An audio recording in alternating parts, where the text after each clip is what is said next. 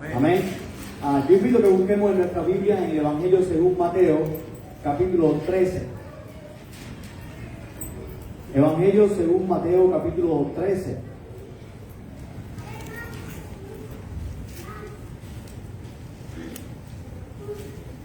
Y esta es una enseñanza muy conocida de nuestro Señor. Es la parábola del sembrador. En Mateo capítulo 13, vamos a leer desde el verso 1, aunque nuestro enfoque va a estar en el verso 5 y 6. Dice así la palabra del Señor: aquel día salió Jesús de la casa y se sentó junto al mar, y se le juntó mucha gente. Y entrando él en la barca, se sentó, y toda la gente estaba en la playa. Y les habló muchas cosas por parábolas, diciendo: he aquí el sembrador salió a sembrar. Y mientras sembraba, parte de la semilla cayó junto al camino, y vinieron las aves y la comieron. Parte cayó en pedregales, donde no había mucha tierra, y brotó pronto, porque no tenía profundidad la tierra. Pero salido el sol, se quemó, y porque no tenía raíz, se secó. Y parte cayó entre espinos, y los espinos crecieron y la ahogaron. Pero parte cayó en buena tierra, y dio fruto, cual a 100, cual a 60, y cual a 30 por uno. El que tiene oídos para oír, oiga. Vamos a subir un poquito el micrófono, que creo que está un poco bajo. Gracias, hermano. Decimos que esta parábola no es difícil de entender, porque el propio Señor Jesucristo nos da el significado. Si vamos después al propio Mateo 13, verso 20, el Señor explica qué significa esto. El que fue sembrado en pedregales, este es el que oye la palabra y al momento la recibe con gozo, pero no tiene raíz en sí misma, sino que es de corta duración, pues al venir la aflicción o la persecución por causa de la palabra, luego tropieza. Oremos. Padre que estás en los cielos, te bendecimos, te exaltamos y te damos toda la gloria, la honra, y te pedimos que tú nos guíes a tu palabra, a entenderla y aplicarla a nuestras vidas. Señor, sabemos que hay obstáculos y hay luchas para que no podamos entender tu verdad. Pero yo te pido en esta hora que tú quites cualquier lucha o cualquier obstáculo para que el evangelio verdadero pueda ser predicado y produzca el efecto que tú quieres en las mentes y los corazones de aquellos que lo escuchan. Lo pedimos en el nombre precioso y único de Cristo Jesús. Amén. Vimos la última vez que nos reunimos que parte de la semilla cayó en el camino y fue robada por el enemigo. Explicamos qué era eso, pero en el día de hoy vamos a ver qué pasa cuando la semilla del evangelio, la semilla de la palabra de Dios, la verdad de Dios, cae en un corazón pero no echa raíces ahí. Dice que cuando viene salido el sol se quema porque no tiene raíz. El Señor Jesucristo dijo que eso son aquellas personas que escuchan el evangelio, escuchan la buena noticia, pero cuando vienen las pruebas, ¿qué pasa? Se desvanecen, se caen, se fatigan y pierden la fe. No sé si usted recuerda o si usted lo hizo alguna vez cuando estaba en la escuela. Yo me acuerdo que había un experimento que se hacía, con mi hijo también tuvo que hacerlo, que se tomaba un frijolito y se ponía en un pomo, en un frasco con algodón. ¿Recuerda lo que pasaba? La planta crecía muy pronto, crecía más pronto que una planta que se sembraba a veces en la tierra. Era muy rápido, crecía alta, sobrepasaba el frasco muchas veces, pero en más o menos una semana ya esa planta empezaba a morir. Y la razón era porque no tenía raíces en un suelo en el cual pudiera obtener las sustancias que necesitaba para crecer. No estaba establecida, era una planta suelta ahí, que creció muy rápido, pero no tenía raíces. Y cuando viene el sol, cuando vienen los problemas, cuando viene el hambre, cuando viene la dificultad, entonces esa planta se muere. De eso es lo que el Señor está hablando en este día. Lo primero que vamos a ver es que una persona que no tiene el evangelio, porque no lo entiende, tropieza cuando el evangelio no cumple sus expectativas. Bueno, tenemos 4 tipos de terrenos aquí, y estos terrenos representan el corazón humano. El primer terreno es el camino. El Señor Jesucristo dijo que el camino es aquella persona donde cae la semilla del evangelio, pero el enemigo viene y la roba. Dice, estos son los que escuchan la palabra, pero no la entienden. Después tenemos pedregales, piedras, ¿no? Y estas piedras son aquellos que escuchan la palabra, pero vienen los problemas, y cuando vienen los problemas se seca porque no tienen raíz. Después vienen los espinos, y son aquellas personas que es como si la semilla del evangelio nace y llega a crecer, pero el afán de este mundo, la riqueza de este mundo y las cosas de este mundo hacen que se ahogue la palabra. Y por último, tenemos el buen terreno, y este es donde cae la semilla del evangelio y produce el fruto que Dios espera que produzca en la proporción que Dios espera que produzca. Del primer terreno se nos dice, estos son los que no entienden la palabra. Y del último terreno se nos dice, estos que dieron fruto son los que entienden la palabra. Entonces la conclusión lógica es que ninguno de los tres anteriores entendieron la palabra. La persona que se deja robar el evangelio es porque no lo entiende. La persona que las pruebas le llevan la verdad del evangelio es porque no la entiende. Y las personas que le dan más valor a las cosas materiales que a la verdad del evangelio tampoco lo entienden. Y una persona que no entiende el evangelio tropieza cuando el evangelio no cumple con sus expectativas. Hay dos preguntas que debemos responder, que es importante que nosotros respondamos. La primera es, ¿qué es el evangelio y de qué nos libra? Y la segunda es, ¿qué cosa no es el evangelio y de qué no nos libra? Tenemos que responder eso en el día de hoy. Parte de entender la palabra, el evangelio, es estar convencidos de que va a haber obstáculos en la vida cristiana, pero que en el nombre de Jesús vamos a vencer esos obstáculos. ¿Sí? Amén. Pero ¿qué cosa es el evangelio? Hay muchos pasajes que nos hablan sobre la esencia del evangelio. El más conocido, tal vez el más famoso, y vamos a empezar por ahí, porque es el que sabemos de memoria, lo decimos como una carretilla. Pero tenemos que pensar ahí, pensar detalle por detalle, paso por paso. Porque de tal manera amó Dios al mundo, que ha dado a su Hijo unigénito, para que todo aquel que en él cree, dice en el presente, no se pierda, mas tenga vida eterna. ¿Qué nos dice? ¿Qué es el evangelio? El evangelio es la buena noticia de que Dios nos ama. A pesar de nuestros pecados y de nuestras luchas y de quienes somos, Dios nos ama. Nos ama de tal manera que envió a su único hijo igual a él, con su misma imagen, con su misma semejanza, con su misma sustancia, con su misma naturaleza.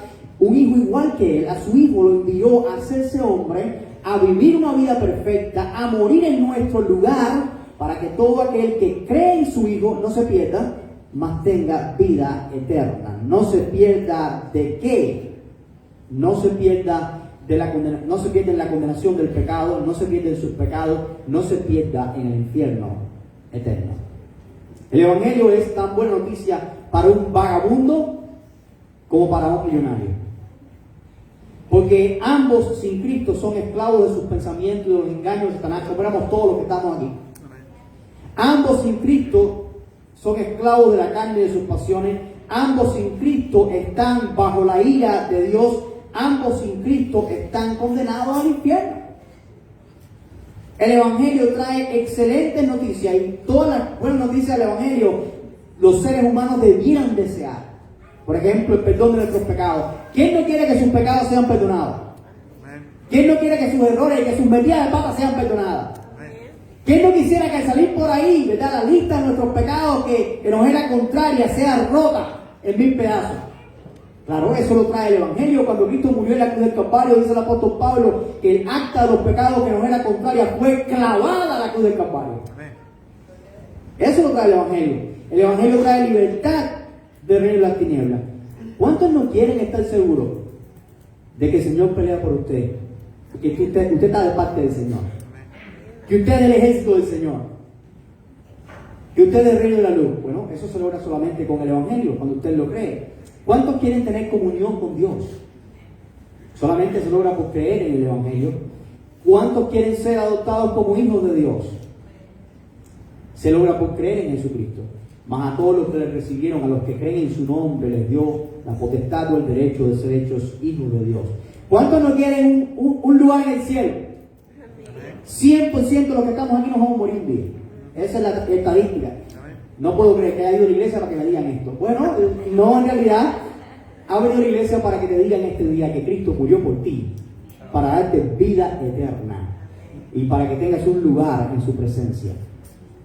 Hay personas que no saben cómo predicarle a un rico, porque dicen, bueno, pero es que ¿cómo lo voy a predicar a esa persona si todo lo tiene? Todo lo tiene. Mira, el que dice eso todavía no ha entendido el Evangelio, porque el Evangelio no se trata de lo que tú tienes o lo que tú no tienes. El Evangelio se trata de que todos hemos pecado y sin fe en el Señor Jesucristo todos estamos condenados. Sea una persona que tenga mucho o una persona que tenga poco. El Evangelio es buena noticia de salvación para todo aquel que cree. Mientras preparaba este mensaje, un hermano me escribió para decirme que había ido a una iglesia donde él y yo crecimos en Cuba, y me dijo, ¿sabes qué? Tuve que estar de pie en el servicio. Todo el servicio me lo pasé de pie. No pude sentarme. La gente que llega tarde no puede sentarse. Ojalá tuviéramos ese problema aquí. ¿No? Porque no hay asiento en la iglesia. Porque la iglesia se llena. La pregunta es, ¿por qué una iglesia que predica el evangelio verdadero se llena en Cuba y no se llena en los Estados Unidos, ni se llena en Alemania, ni se llena en España? Porque la gente, cuando tiene un poquito más de los recursos que necesita, piensa que no necesitan de Dios, porque aún no han entendido el evangelio. Eso es lo que pasa. Todos necesitamos de Dios. Si todos entendiéramos el evangelio, la gente tampoco cupiera en una iglesia aquí, o tampoco cupiera en una iglesia en Alemania o en Japón. No cabría en la gente si entendieran de lo que Dios nos está librando. Si pudieran saber de lo que Dios nos libra y lo que Dios tiene para nosotros, tampoco cupiera la gente en la iglesia aquí. Nuestra misión es predicar el evangelio tal y como el evangelio es. Debemos hablar del amor de Dios, debemos hablar de la ira de Dios. Debemos hablar del lugar de la presencia de Dios, debemos hablar también del infierno cuando hay que hablar del infierno, ¿verdad? Es hablar todo el consejo de la palabra de Dios. Tenemos que hablar de las bendiciones de Dios, pero también tenemos que hablar de cómo lidiar con los problemas de la vida. Todos pasamos cosas en la vida, todos tenemos que lidiar con ciertas situaciones en nuestra vida y tenemos que hablar de cómo el Señor nos da la victoria en medio de esos problemas. Aquellos que entiendan, vienen al evangelio, crecen, van a echar raíces y no van a faltar problemas, va a haber problemas, pero van a crecer. Pero aquellos que no entiendan, o aquellos que vienen pensando que el evangelio es otra cosa, cuando los pique un mosquito van a salir corriendo. Y eso lo he visto muchas veces. Pero nuestro trabajo es predicar el evangelio verdadero. Ahora, ¿qué no es el evangelio? ¿Qué no es el evangelio? Esto es importante que sepamos. El evangelio no es que todo nos vaya bien. El Señor Jesucristo dijo en Juan 16:33 que en el mundo tendríamos aflicción. Pero claro que esa es la única parte que nos recordamos del versículo. Vamos a Juan 16:33 por un momento. Es más que eso. Estas cosas os he hablado para que en mí tengáis paz. Él no nos escondió. Como se dice, no nos escondió la bola, no nos escondió la verdad. Le estaba diciendo a sus discípulos que ellos iban a enfrentar persecución. Y que él estaba diciendo eso de la persecución que iban a enfrentar para que ellos tuvieran paz, para que ellos supieran que eso es algo normal de esperar cuando alguien cree en el Señor Jesucristo. En el mundo tendréis aflicción, pero confiad, yo he vencido al mundo. Amén. Y yo te digo la misma verdad, cuando vienes a Cristo, hay personas, tu propia familia muchas veces no te va a entender, tus amigos tal vez se rían de ti, hay personas que tal vez se burlen de ti, los profesores tal vez, algunos se burlen de ti. Es posible, hay pruebas y luchas cuando uno decide seguir a Cristo. Hay lucha. Pero el Señor nos ha dicho que Él ha vencido, y si ya Él ha vencido y estamos en Él, la victoria de Él es nuestra. El propio Mateo capítulo 5, el Señor predicó aquel sermón del monte, el sermón de la montaña. En Mateo capítulo 5, mira lo que dice. Debemos recordar estas bendiciones. Mateo 5, 10 y 11. Bienaventurados los que padecen persecución por causa de la justicia, porque de ellos es el reino de los cielos. Bienaventurados sois cuando por mi causa os vituperen y os persigan y digan toda clase de mal contra vosotros, mintiendo. Gozaos y alegraos, porque vuestro galardón es grande en los cielos, porque así persiguieron a los profetas que fueron antes de vosotros. ¿No crees tú que esta enseñanza desde la playa, con la parábola del sembrador, fue algo que quedó grabado en la mente de los discípulos de Jesús. Ustedes no pueden ser como aquella semilla que cae y no echa raíz. Ustedes van a tener pruebas, ustedes van a tener persecuciones, pero ustedes tienen que agarrar la fe para que ustedes puedan dar fruto y puedan crecer. El Evangelio no es que somos salvos porque somos buenos. Eso yo lo he escuchado en la iglesia. A veces una persona muerta es que era la más buena, no se tiene que estar en el cielo. Es que no hay otro lugar donde puede estar una persona buena. ¿De dónde sacaste eso? ¿Sabes lo que dice la Biblia? Bueno, no hay ninguno. Romanos 3:23, por cuanto todos pecaron y están destituidos de la gloria de Dios. Y eso viene del Salmo 14:3. Lo dijo el apóstol Pablo hablando del Salmo 3. Nadie es salvo por ser bueno. Ese no es el Evangelio. Somos salvos porque Dios ha tenido misericordia y de tal manera nos amó que envió a su Hijo a morir por nosotros. No porque nosotros lo merezcamos, sino por su gracia y por su misericordia. Reconociendo que somos pecadores es que obtenemos esa gracia.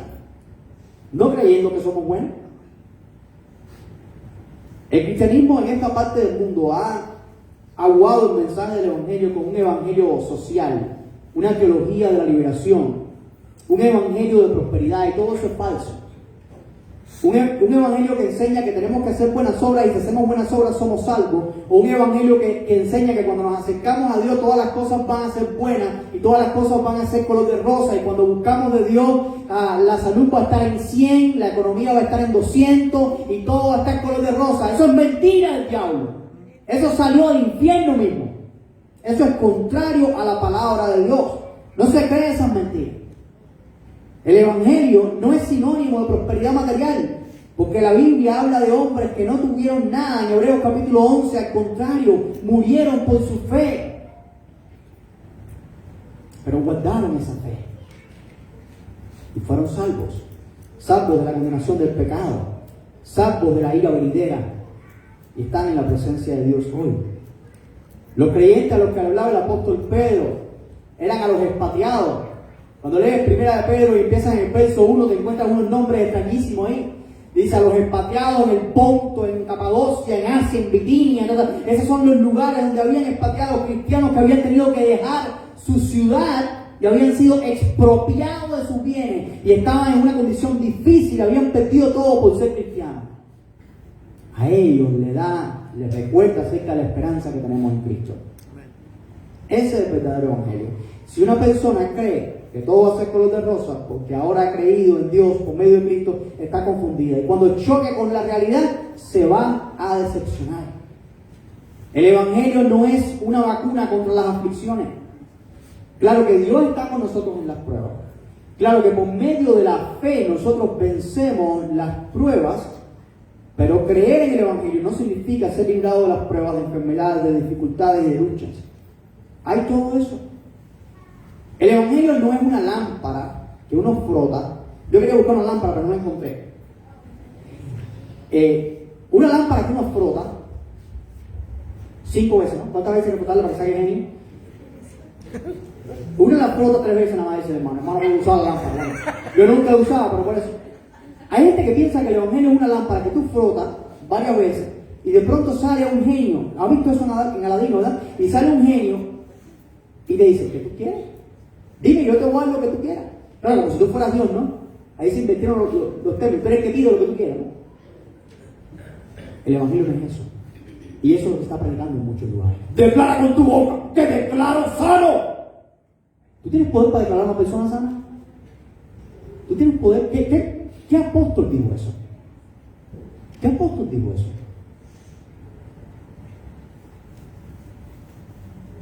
¿Ese es el Evangelio verdadero? Ese no es el Evangelio que yo me encuentro aquí. A mí, si ese es el Evangelio que tú encuentras en la Biblia, enséñamelo. Tal vez tengas otro tipo de Biblia, pero no la que yo he leído siempre. No, el Evangelio no es eso. El Evangelio no elimina nuestra responsabilidad de ser prudentes y sobrios. Sí, es verdad, somos hijos de Dios. Sí, es verdad, el Espíritu Santo de Dios está en nosotros cuando creemos en Jesucristo. Sí, es verdad. Pero eso no significa que yo sea imprudente. Yo tengo que ser prudente. Eso no significa que yo pueda ir a cualquier lugar, a cualquier hora y cualquier situación. No. Aunque yo tengo el Evangelio, aunque yo he creído el Evangelio, aunque yo soy un hijo de Dios, yo tengo que ser prudente. Yo tengo que tomar buenas decisiones. Yo tengo que tomar decisiones sabias. Yo tengo que pedirle a Dios que me guíe. Y yo tengo que ser prudente porque el Señor Jesucristo en la punta del templo, ¿a quién tiene miedo a las alturas? Mira la hermana, él se subió un avión hace poco, y tiene miedo a las alturas. Pero cuando usted está en la punta de un templo, del edificio más alto de la ciudad, allá en el piquito del templo, allá el diablo lo subió. Y le digo, si tú eres el Hijo de Dios, mírate. Si tú eres el Hijo de Dios, lo dice el Salmo 91, de sus ángeles guardará para que tu pie no tropiece en piedra. Pero ¿qué dijo el Señor Jesucristo? No tentarás al Señor tu Dios. No tentarás al Señor tu Dios. Nosotros tampoco podemos tentar al Señor nuestro Dios. El verdadero evangelio no nos hace superhéroes, no nos hace superhombres, ni nos puede hacer pensar que yo hago lo que yo quiera y que Dios tiene que seguirme en cualquier plan, en cualquier cosa que yo haga. No, ese no es el evangelio verdadero. El evangelio no espanta a las personas difíciles de nuestro camino, ¿verdad? No las espanta, sino que aún después de ser cristianos vamos a lidiar con gente difícil y vamos a tener que saber cómo lidiar con gente difícil, y es posible que alguna de esas gente difícil esté aquí en la iglesia también, y vamos a tener que saber cómo lidiar con gente difícil. Mira, cuando una persona viene y está buscando al Señor, y de pronto una persona viene y se ríe de él, si tú dejas el evangelio, si tú dejas la fe, porque una persona se rió de ti, obviamente tú no entendías el evangelio. No has entendido todavía de qué se trata. No has entendido de que Dios te libró, no has entendido cuál es tu identidad en Cristo todavía. El evangelio no elimina a nosotros la carne y la tendencia de desobedecer a Dios. A veces que el deseo de pecar, amanece con nosotros. A veces que llega primero que la taza de café, o primero que la oración. ¿No? Que somos hijos de Dios no significa, y que hayamos creído en el evangelio y que tengamos el Espíritu Santo, no significa que ya no tenemos un deseo de pecar, no significa que ya no tenemos carne. No, el apóstol Pablo nos dice en Gálatas capítulo 5 que hay una lucha continua entre nosotros, entre la carne y el Espíritu. La carne y el deseo de pecar está en nosotros, aunque hemos creído en el Señor Jesucristo. El evangelio nos dice que por medio de la fe en Jesucristo vencemos la carne. Pero eso no significa que deje de estar en nosotros. El evangelio no nos hace exentos de la lucha espiritual, sino que hay una lucha espiritual porque hemos creído en el evangelio precisamente. Ahora que somos cristianos no tenemos lucha contra sangre y carne, sino contra principados, potestades, huestes espirituales de maldad en las regiones celestes. Pero para ello Dios nos ha dado una armadura para poder vencer. ¿Están conmigo? Eso es bien. Cualquiera que no entienda en qué cosa consiste el evangelio se va a desilusionar cuando vengan las pruebas en la vida. En Mateo 13:5 se expresa la responsabilidad de la persona que busca otra cosa y no la verdad del evangelio. Vamos a leerlo otra vez, Mateo 13:5. Parte cayó en pedregales donde no había mucha tierra y brotó pronto porque no tenía profundidad la tierra. Pero salido el sol se quemó y porque no tenía raíz se secó. Déjenme decirle algo. Las personas van a encontrar lo que quieran encontrar. Las personas van a encontrar lo que quieran encontrar. ¿Qué es lo que tú estás buscando? Eso vas a encontrar. ¿A qué yo me refiero? Hay falsos maestros predicando falso evangelio en todos los lugares. Y no sé si te has fijado, sus iglesias se llenan bastante. Porque la gente quiere un evangelio que le libre de los problemas de la vida.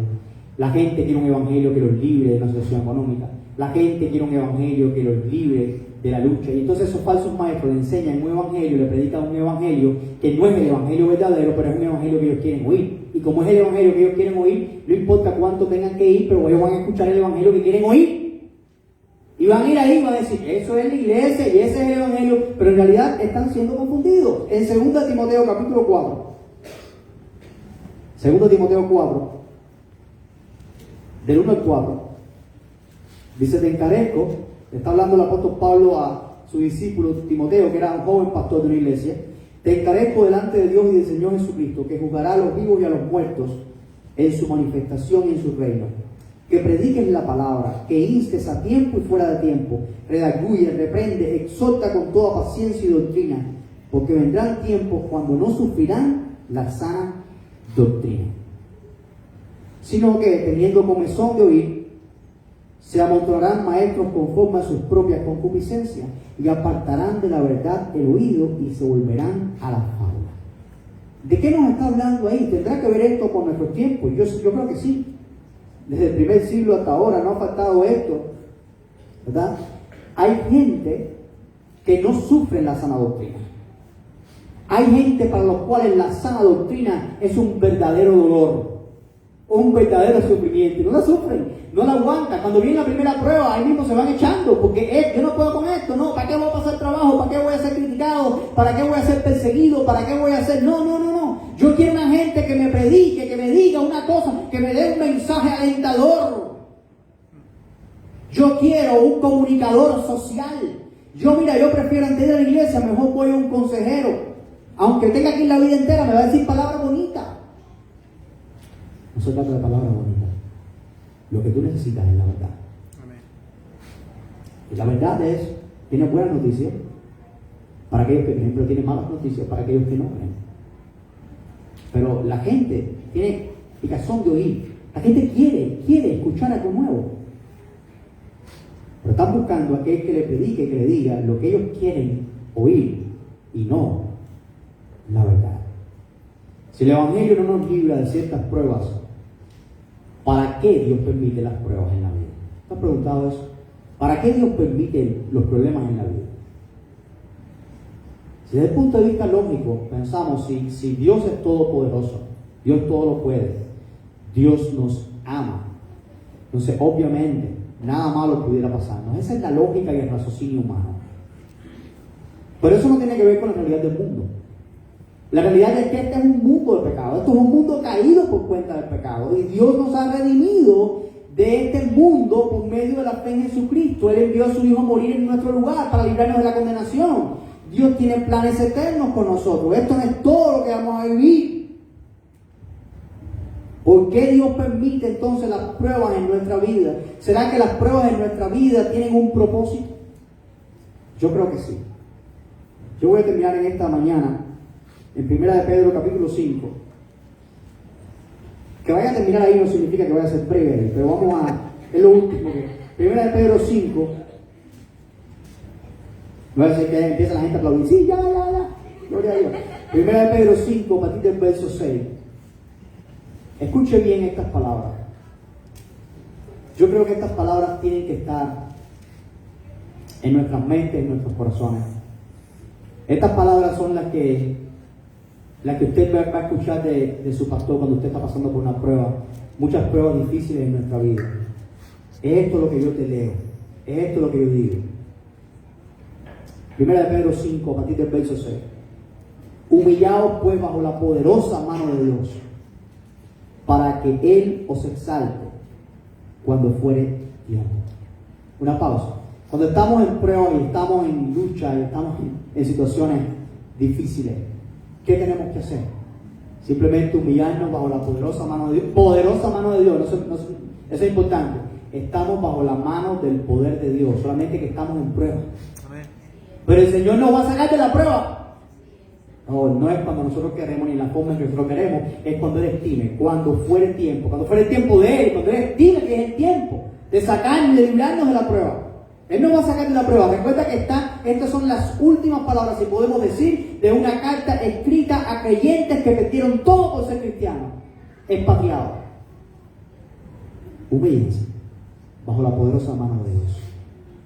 Busquen de Dios. Busquen de Dios. Agárrense de su palabra. En los momentos difíciles, en los momentos de prueba, nuestra imaginación se dispara.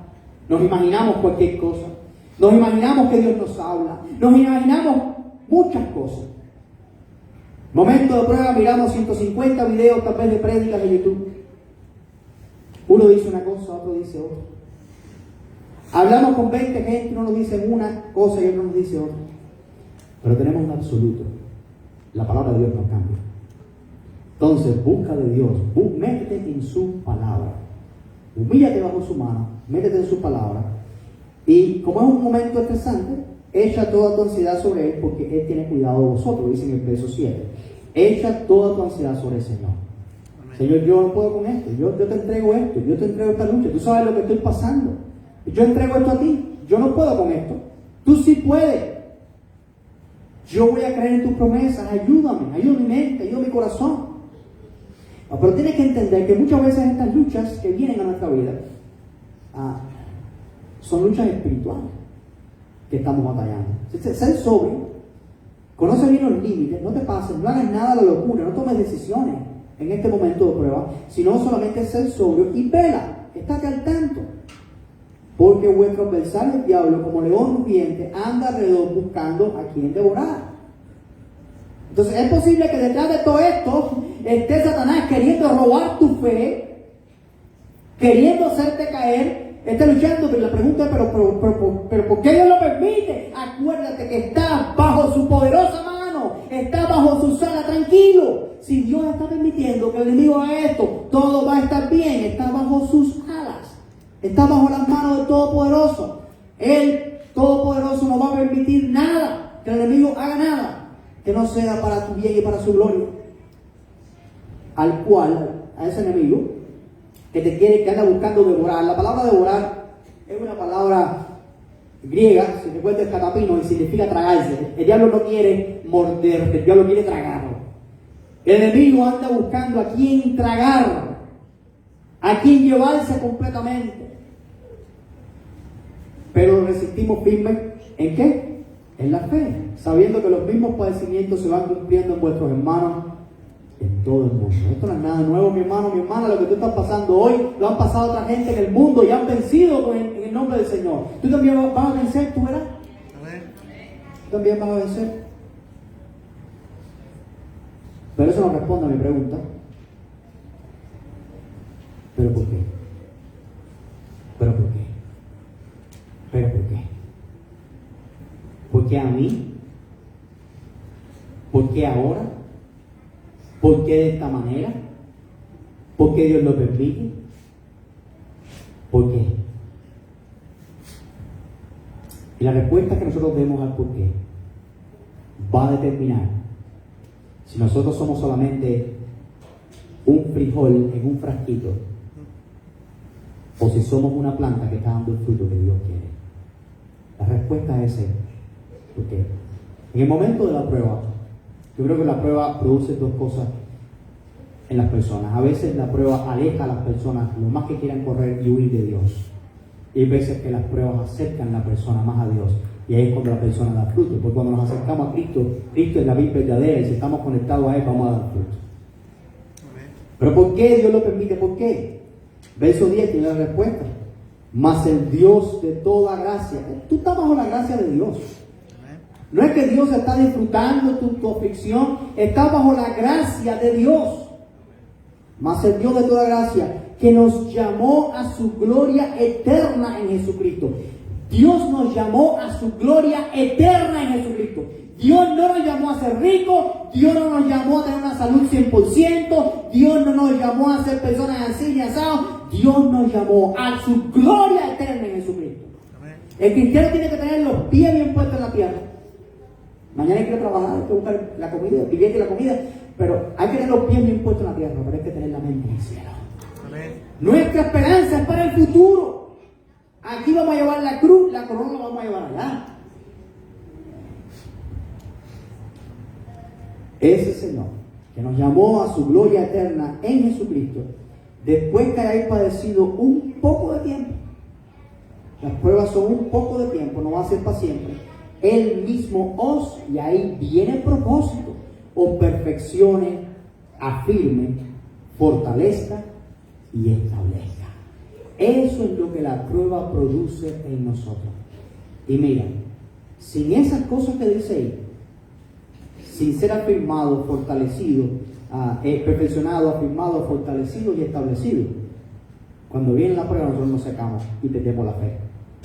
Pero es precisamente la prueba la que nos ayuda a guardar la fe. Es la prueba la que nos ayuda a resistir. Y el verso 11 nos dice el propósito. A Él sea la gloria y el imperio por los siglos de los siglos. Amén.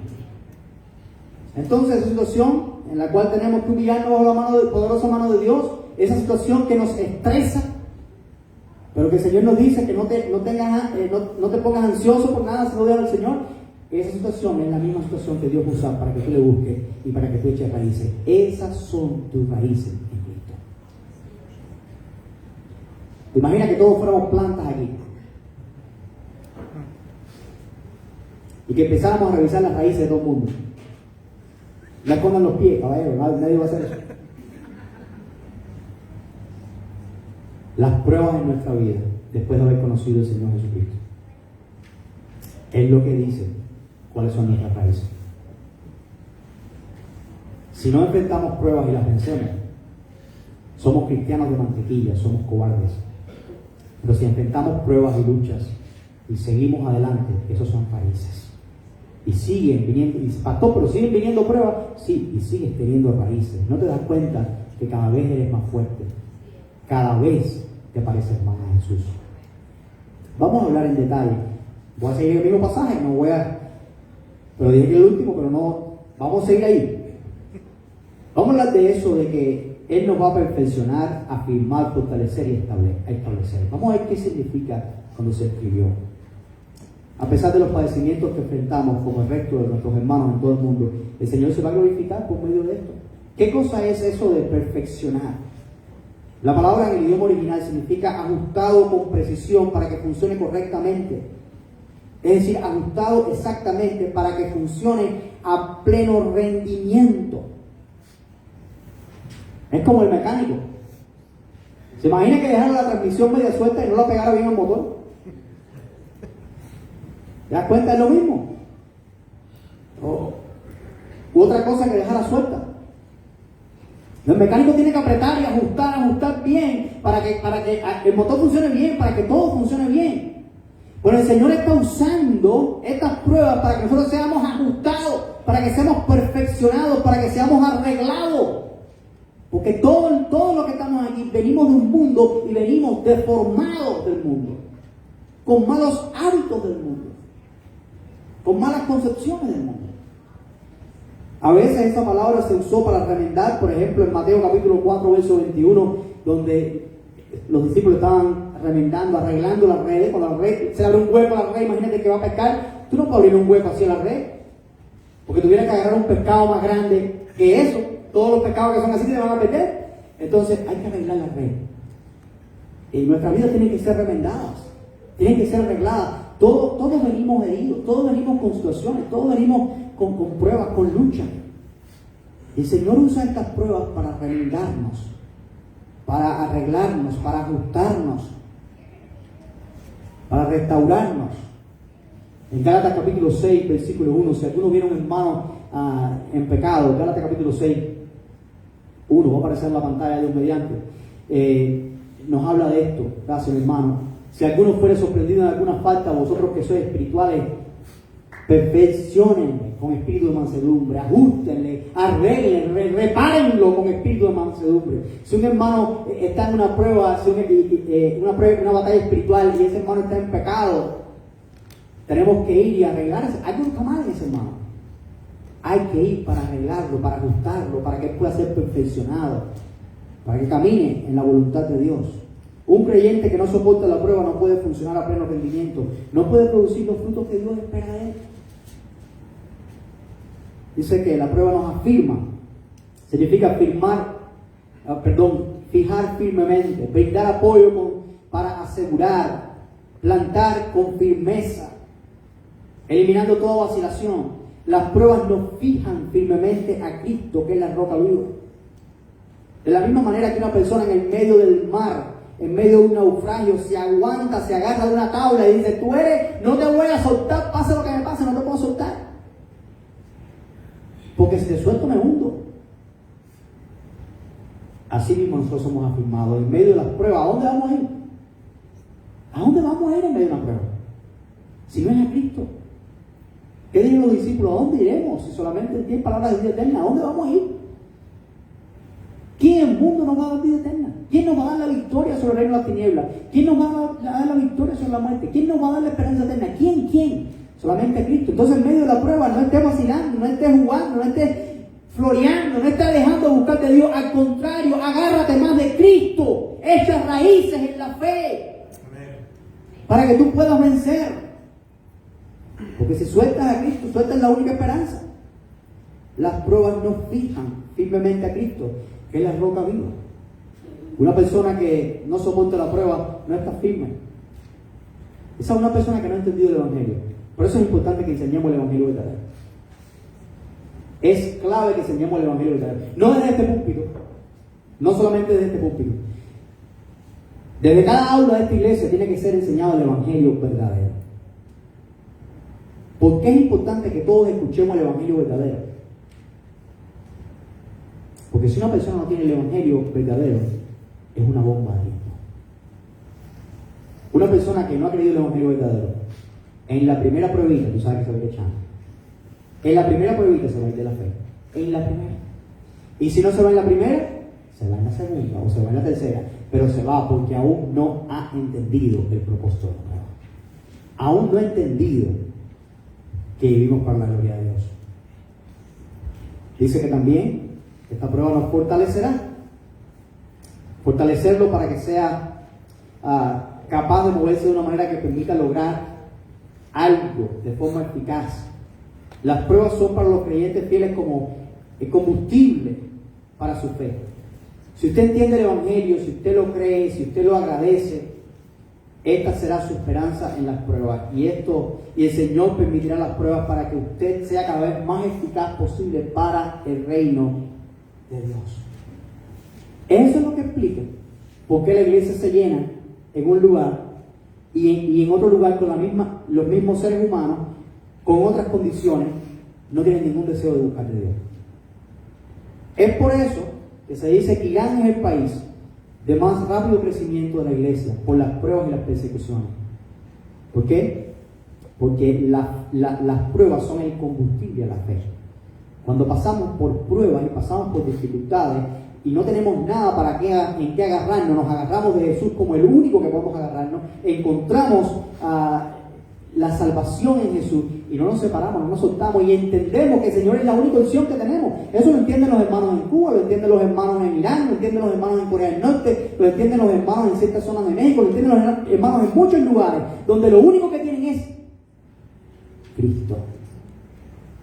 Y como lo único que tienen es Cristo, no importa si el día del servicio hay que caminar con una linterna, ¿verdad? 3 kilómetros, no importa, para ahí vamos y todos vamos, porque tenemos una tabla de la cual tenemos que agarrarnos, tenemos una roca que hay que abrazar, y es Cristo.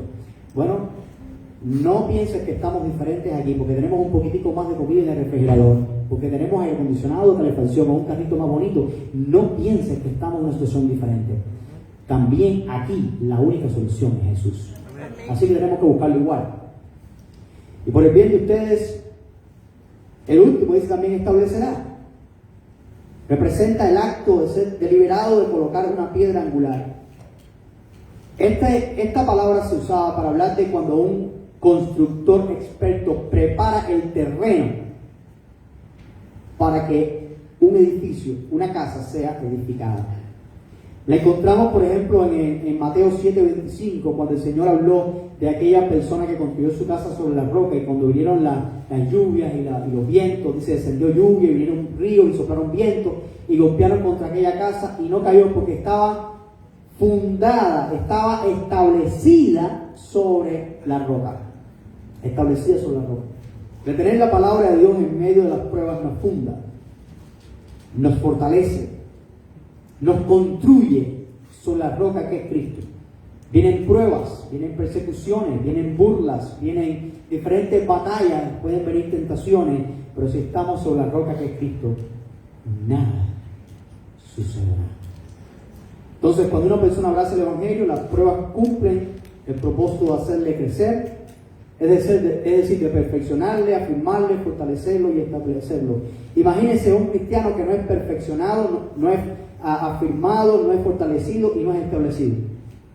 ¿Qué cosa es eso? Un papalote. Va de aquí para allá. Un problemita aquí, me voy para allá. O más nunca busco de Dios porque tuve un problemita allí. La pregunta es, ¿has entendido verdaderamente el Evangelio y sus implicaciones? Si las personas tienen expectativas falsas del Evangelio, si piensan en el Evangelio como algo que me sirve para estar libre de problemas, pues entonces se recibe con mucho gozo, pero no pasará mucho tiempo para que tú te alejes de Dios, porque las pruebas vienen y las luchas vienen para todos. Porque las personas aún no han entendido que el propósito de nuestras vidas y de nuestra existencia es la gloria de Dios y no otra cosa. Y Dios logra esa gloria en nuestras vidas, en la imagen de Cristo en nuestras vidas, por medio de las pruebas. Fíjate, nos vamos a dar cuenta en unos domingos que la misma prueba que hace secar a algunos y huir corriendo de la fe es la prueba que en otros logra que produzcan mucho fruto. Pero depende de ti en gran medida. ¿Qué yo hago con esta palabra del Evangelio? En medio de la prueba, ¿qué voy a hacer con la verdad del Evangelio? ¿Voy a dejarla ir y coger los guantes? ¿O voy a agarrarla como la única esperanza de mi alma y voy a dejar que dé fruto en mi vida? Dios quiera que tú des fruto y que tus pruebas te hagan afirmarte, fortalecerte, establecerte y no secar. Oremos. Padre que estás en los cielos, te damos las gracias por este día y te damos las gracias, Señor, porque tú eres bueno y eres todopoderoso. Y qué reto nos has dejado en este día de guardar la fe en medio de las pruebas. Señor, hay muchas tentaciones y batallas y luchas y pensamientos y dificultades y obstáculos y todas estas cosas, pero nuestra vista está en ti y en tu poder. Te damos gracias porque vemos tu mano, vemos tu gloria en cada cosa de nuestras vidas y sabemos que cosas grandes tú vas a hacer con tu pueblo y con tus hijos. Ayúdanos a vencer. En el nombre de Cristo Jesús. Amén.